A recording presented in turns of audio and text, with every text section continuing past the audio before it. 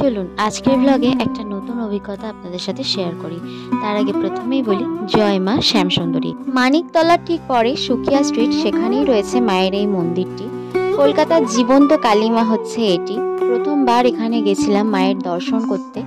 ছিল দিনটা রবিবার। দেখতেই পাচ্ছেন আপনারা ভিড়টা দেখে যে প্রচুর পরিমাণে এখানে কিন্তু ভিড় হয়। অন্যান্য দিনেও হয়তো হয়, তবে আমরা যেহেতু ছুটির দিন দেখে গেছিলাম সেহেতু সেই দিন কিন্তু প্রচুর পরিমাণে ভিড় হয়েছিল। মাকে এখানে চাল কলা দিয়ে পুজো দেওয়া হয়। আপনারা চাইলে বাড়ি থেকেও কিন্তু আতপ চাল আর কাঁঠালি কলা আনতে পারেন।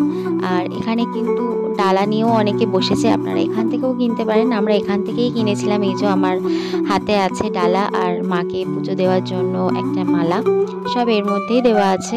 তো এখন লাইনে দাঁড়িয়ে অপেক্ষা করছি কখন মাকে দর্শন করব। 2021 সালে মহালয়ার দিন কিন্তু মাকে এখানে প্রতিষ্ঠিত করা হয়েছিল। আর এটি হচ্ছে কলকাতার প্রথম জীবন্ত মা কালী। এখানে মাকে কন্যা রূপে পুজো করা হয়। তো এখন এই সরু গলিটা দিয়ে সোজা গেলে ডান দিকেই কিন্তু মায়ের মন্দিরের ঘর। আর এখানে পাশে কিন্তু আগে ডালাটা নিয়ে নেওয়া হচ্ছে, পুজোর যে ডালাটা এখানে নাম গোত্র বলে এই কাউন্টারে আগে দিয়ে দিতে হচ্ছে। তারপর সোজা গিয়ে কিন্তু মায়ের মন্দির, যেখানে পুজো হচ্ছে মায়ের।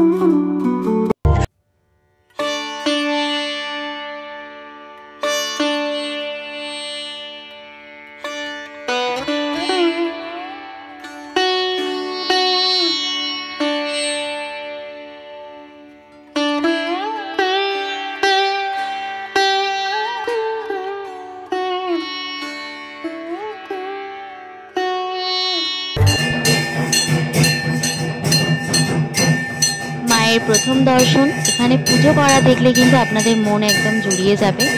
আর এখানে ভক্তি করে মাকে ডাকলে কিন্তু মা ঠিক সাড়া দেবেন। আমরা এখানে অঞ্জলিও দিতে পেরেছিলাম মায়ের আশীর্বাদে। বলে না যে ঠাকুর না চাইলে কোনো কিছুই হয় না, তো সেটাই যেন কোথাও গিয়ে একটু ফিল করছিলাম। তার কারণ আমাদের আসতে কিন্তু অনেকটা লেট হয়ে গেছিলো। মনে মনে শুধু মাকে স্মরণ করছিলাম যে যেন তোমার কাছে পুজোটা দিতে পারি। তো পুজোও ভালোভাবে দিতে পেরেছি, মাকে দর্শনও খুব ভালোভাবে করতে পেরেছি এবং সবশেষে অঞ্জলি দিতে পেরে আরও মনটা ভরে গেছে।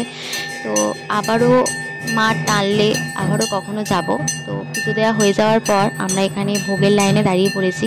ভোগের লাইনটাও কিন্তু মারাত্মক বিশাল। আপনারা দেখতে পাচ্ছেন একদম রাস্তায়, মানে মেন রোডে লাইন চলে গেছে। তো এখানে কিন্তু কাউকে খালি হাতে ফেরানো হয় না, প্রত্যেকে ভোগ খাওয়ার এখানে সুযোগ পায়। তো পুজো দিয়ে সেই যে আমরাও দাঁড়িয়ে পড়েছি এখন ভোগের লাইনে। আপনারা চাইলে এখানে ভোগটা দাঁড়িয়েও খেয়ে নিতে পারেন, আবার যদি চান বাড়িতে নিয়ে যাবেন তো সেক্ষেত্রে এখানে কিন্তু কন্টেনার বিক্রি হচ্ছে। আপনারা কন্টেনার কিনে নিয়ে তাতে ভোগটা ঢেলে আপনারা বাড়িতেও কিন্তু নিয়ে যেতে পারেন। তো আমরা ভোগটা এখানে দাঁড়িয়ে খেয়ে নিয়েছিলাম, মানে সুরজিৎ আর আমি এখানে ভোগ দাঁড়িয়েই আমরা খেয়ে নিয়েছিলাম। প্রথমবার যেহেতু আমরা গেছি, আর ভোগ মানেই সেটা আমার কাছে অমৃতের সমান। আমাদের দুজনের কাছে, আমরা দুজনেই কিন্তু ঠাকুরের ভোগ খেতে ভীষণ ভীষণ ভালোবাসি। কোথাও ভোগ দিলে মানে সেটা খাবো না এটা হতেই পারে না। তো যাই হোক, এখানে এই মায়ের মন্দিরের মানে যে গলিটা দিয়ে ঢুকতে হয়, সেখানে একদম মেন রোডের ওপরে যে গলিটা, পাশেই কিন্তু মায়ের ছবি দিয়ে লেখা আছে কলকাতার জীবন্ত মা কালী। তো এই যে এখানে যারা আগে ভোগ নিয়েছেন সেই ছবি এখানে তুলে ধরলাম। তো এরকম শালপাতার মধ্যে, মানে সোলার প্লেটের মধ্যে ভোগ দেওয়া হয় সবাইকে। কেউ কেউ খাচ্ছে, আবার কেউ কেউ কন্টেনারে ভরে বাড়ির জন্য নিয়ে যাচ্ছে।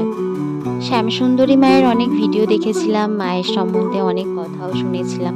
মা এখানে একদম জীবন্ত, মানে অনেকেই এটা ফিল করেছে, অনুভব করেছে। এখানে যারা পূজারী তারাও অনেক ভিডিওর মাধ্যমে বলেছে। তো সেই টানেই আজকে মায়ের এখানে ছুটে আসা।